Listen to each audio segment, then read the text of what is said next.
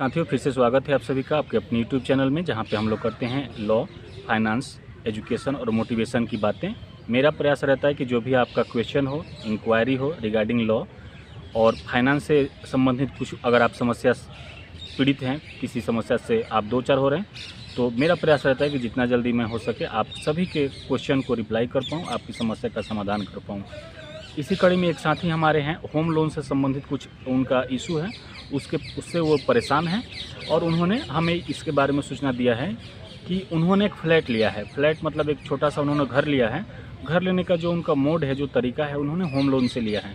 Home loan किसी bank से लिया है और जैसा कि हमारे इंडिया में होता है, लगभग जो भी होम बायर्स हैं, जो अर्बन सिटीज़ में है, मेट्रो सिटीज़ में है, बड़े महानगरों में जो लोग घर लेते हैं, 90% लोग होम लोन से घर लेते हैं, क्योंकि घरों की जो कीमत है वो 50 लाख से लेके 1 करोड़ 2 करोड़ और ऊपर बहुत ज़्यादा, जिसकी कल्पना भी नहीं की जा सकती, वहाँ तक है।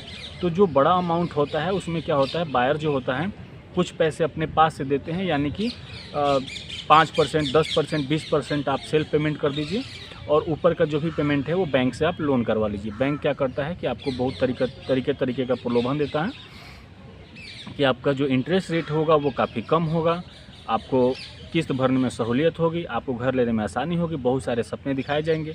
एक चीज़ मैं आपको पहले बताना चाहता हूँ कि आप जब भी घर लेने निकलते हैं, आपको जो भी मिलेगा वो सिर्फ आपको सपने ही दिखाएगा। जैसे आप प्रॉपर्टी एजेंट्स के पास जाते हैं, किसी प्रॉपर्टी डीलर के पास जाते हैं, वो उससे आप घर लेने की इच्छा व्यक्त करते हैं, वो आपको दुनिया भर के सपने दिखाएगा कि ये घर अच्छा है, घर लेना ज़रूरी है, ऐसे वैसे।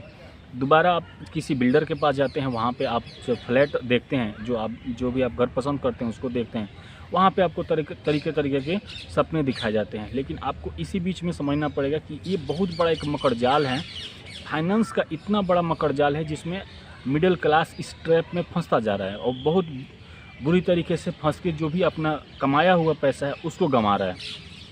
तो एक जो हमारे फ्रेंड्स हैं, उनका क्वेश्चन है कि उन्होंने जो फ्लैट लिया हुआ है, फ्लैट उन्होंने बैंक लोन से लिया, तो बैंक एक प्राइवेट बैंक से लिया। मैं बैंक का नाम नहीं लेना चाहता हूं, लेकिन आप रिलेट करेंगे कि अभी जितने भी होम लोन से रिलेटेड जो फाइनेंशियल इंस्टीट्यूशन है वो सारे इसी मॉड्यूल पे काम कर रहे हैं। जैसे उनका जो होम लोन सैंक्शन हो गया, तो लोन का जो उनका इंटरेस्ट रेट जो तय हुआ था वो हुआ था 7% के लमसम में। तो उनकी किस्तें जानी शुरू हुई 6 महीने के बाद से। 6 महीने तक जब उन्होंने किस्त भर ली, तो जो एक रेट आता है, एक रेशियो है उनका 7% इंटरेस्ट के हिसाब से, वो अचानक से बढ़ गया। पहले तो वो बता रहे हैं कि 2-3 महीने जब उन्होंने उस पेमेंट को भरा तो उन्होंने ध्यान ही नहीं दिया और उसको भरते चले गए। फिर एक दिन उन्होंने कैलकुलेट किया, एक बार जब दोबारा वो गए तो उन्होंने कैलकुलेट किया। कैलकुलेट करने पे उन्होंने पाया कि जो उनका बैंक का इंटरेस्ट जो अमाउंट आ रहा है वो लगभग 10% के आसपास आ रहा है। इस रिगार्डिंग उन्होंने जो उसका कॉल सेंटर होता है, ग्राहक सेवा केंद्र, वहाँ पे संपर्क किया। वहाँ पे उन्होंने बैंकर से बात की कि मेरा ऐसे मैंने होम लोन लिया है और मैंने यहाँ पे प्रोजेक्ट लिया है और मेरा जो होम हाउस लोन है वो ऐसे जा रहा है। तो उन्होंने ये सवाल उनसे पूछा कि जब मेरा जो डिस्कशन हुआ था, आपके साथ जो एग्रीमेंट हुआ था, जब मैंने लोन आपसे लिया था तो वो 7% था, तो फिर ये 10% कैसे हो गया? तो उन्होंने बोला कि ये गवर्नमेंट ऑफ इंडिया का रूल है, ऐसे है, तो ये इंक्रीज हो गया है। लेकिन उसका कोई सेटिस्फैक्ट्री आंसर नहीं है कि वो कौन से गवर्नमेंट ऑफ इंडिया का कौन सा लॉ चेंज हुआ है, कौन सा नया रूल आया हुआ है जिसके चलते इनका लोन जो है 7% से बढ़ा के 10% कर दिया गया। इन्होंने कई सारे क्वेश्चन पूछे, लेकिन उधर से जो एग्जीक्यूटिव था वो रिप्लाई नहीं कर पाया, तो उनको बोला गया कि आप ब्रांच विजिट कीजिए।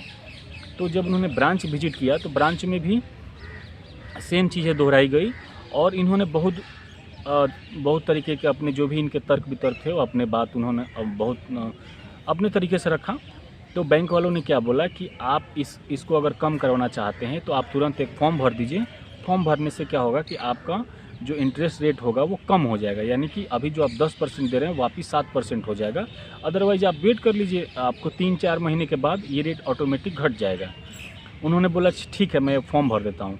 उन्होंने जब फॉर्म भरा तो उसमें एक पेमेंट का ऑप्शन आया। उसमें आपको क्या करना था कि वो जो बढ़ा हुआ रेट है उसको घटाने के लिए आप एप्लीकेशन दे रहे हैं, जो फॉर्म भर रहे हैं, उस फॉर्म का जो कॉस्ट है वो आपको, जैसे 4 महीना आगे नेक्स्ट का अगर कम करवाने की उसमें बात हुई थी, तो आपको पर मंथ आपको 5000 का जो प्रोसेसिंग डॉक्यूमेंट का प्रोसेसिंग है उसका फ़ी देना होगा।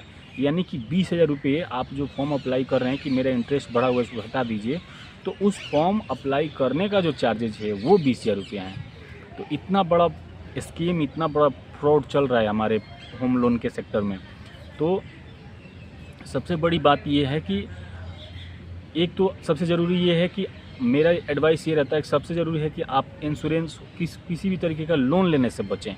लोन एक तरीके का बहुत बड़ा ट्रैप है मिडिल क्लास के लिए। फाइनेंशियल एक क्या है, फांसी का फंदा तैयार हो रहा है जिसमें आदमी स्वतः जाके फंस रहा है। दूसरा चीज़ ये है कि जब भी आप EMI पेमेंट कर रहे हैं तो हर महीने उसका कैलकुलेशन रखें कि मेरा इस महीने कितना गया, अगले महीने कितना गया।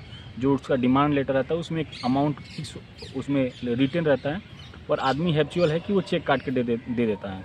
तीसरी चीज़, अगर आपके साथ ये इस तरीके की अगर लोन से रिलेटेड अगर इस तरीके का कोई फ्रॉड हुआ आपके साथ, आपने बात की 5% 6% पे और आगे चल के उसको बढ़ा दिया गया विदाउट आपके कंसेंट, 7 से मतलब ऊपर एबव कर दिया गया, 9 10 12 कर दिया गया, तो उसके लिए आपको क्या करना है कि सबसे पहले आप जिस बैंक से लोन लिए हैं उसके अधिकारी से, रीजनल मैनेजर से बात करना है।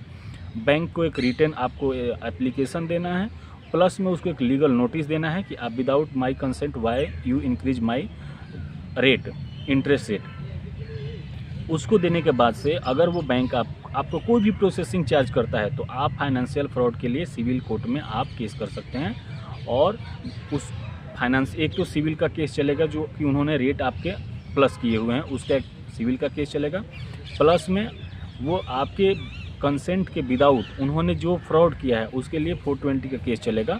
इस चीज़ को आप हमेशा ध्यान में रखें और आपको बिल्कुल घबराना नहीं है, बेहिचक रहना है, क्योंकि जो भी फ्रॉड हो रहा है वो बैंक के साइड से हो रहा है, आपके साइड से नहीं हो रहा है, और बैंक इसमें आपका कुछ भी नहीं कर सकता।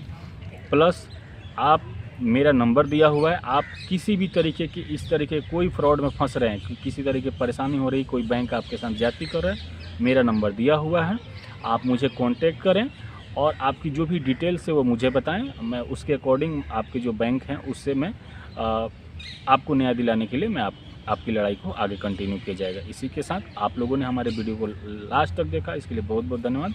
आपका भी कोई क्वेश्चन, कोई इंक्वायरी, कोई प्रश्न अगर या कोई जिज्ञासा है तो आप हमारे chat box, comment box, inbox, WhatsApp number जो भी एक्सेसिबल आपके लिए है आप वहाँ पे हमें पूछ सकते हैं। मैं कोशिश करूँगा कि जितना जल्दी हो सके आपके प्रश्नों का जवाब दिया जाए। इसी के साथ बहुत बहुत धन्यवाद, आभार।